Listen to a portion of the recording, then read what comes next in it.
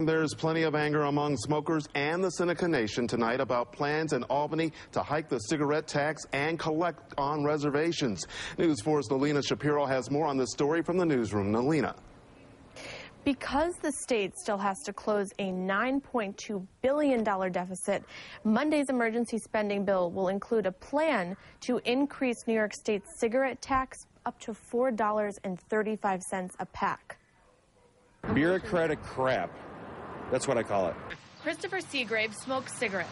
He's upset, and he says he's not alone. Well, everyone I talk to is pissed off at the governor just because of all this crap he's trying to pull. Governor Patterson's latest emergency spending bill includes a new cigarette tax. It will be voted on Monday. Lawmakers say it will add $1.60 per pack and raise $444 million to help balance the state's budget. There's also an increase on chewing tobacco, cigars, pipe tobacco, and other tobacco products. Lawmakers also plan to collect taxes on Indian cigarettes sold to non-Indians.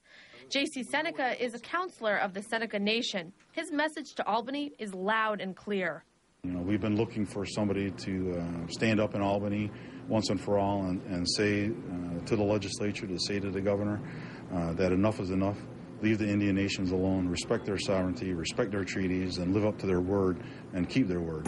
This is not the first time lawmakers threatened to tax the Senecas.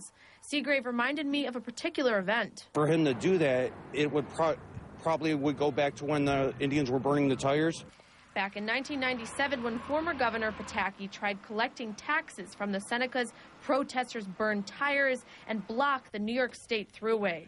That was over 20 years ago. What will happen now? Make no doubt that the Seneca Nation will stand and fight and defend its people's rights and its sovereignty. This Monday on the emergency extender, if the bill passes with the governor's increased tax, New York State will have the highest cigarette tax in the country. Live in the newsroom, Nalina Shapiro, News 4 at 6.